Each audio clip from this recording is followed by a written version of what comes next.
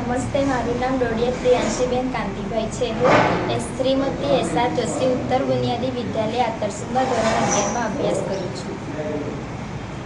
નમસ્તે, મારું નામ પરમાર શ્રીવાસ્તવ છે. હું શ્રીમતી એસ.આર. જોશી ઉત્તર બુનિયાદી વિદ્યાલય આતરસુંબા ધોરણ 11માં અભ્યાસ કરું છું. નમસ્તે, મારું નામ સોલંકી દિવ્યા સંજયભાઈ છે. હું શ્રીમતી એસ.આર. જોશી ઉત્તર બુનિયાદી વિદ્યાલય આતરસુંબા ધોરણ 11માં અભ્યાસ કરું છું.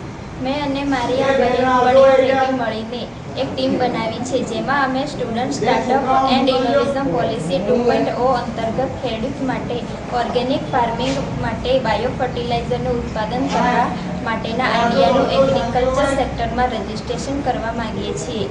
ભારત એક કૃષિ પ્રધાન દેશ છે, આથી અમે ઓર્ગેનિક ફાર્મિંગ માટે બાયો ફર્ટિલાઇઝરનું ઉત્પાદન કરવાનું વિચાર્યું છે. બાયો ફર્ટિલાઇઝર ઉત્પાદન ઓર્ગેનિક ફાર્મિંગમાં ઓછા ખર્ચે અને પર્યાવરણ મિત્ર વ્યવસાય આઈડિયા છે. તેને શરૂ કરવા માટે નાનું shed, mixing tank, plastic drum, packing bottle, pouch અને સીલિંગ મશીન જરૂરી છે. કાચા માલ તરીકે ગાયનું ગોબર, ગોળ, દહીં, છાશ, જંગલની માટી અને પાણીનો ઉપયોગ થાય છે. નાના પાયે શરૂ કરવા માટે આશરે 45,000 થી 60,000 જેટલો ખર્ચ આવે છે. માર્કેટમાં બાયો ફર્ટિલાઇઝરનો ભાવ પ્રતિ લીટર 80 થી 150 હોય છે. જો દર મહિને 1000 લીટર ઉત્પાદન કરવામાં આવે તો અંદાજે 40,000 થી 60,000 જેટલો નફો મળી શકે છે.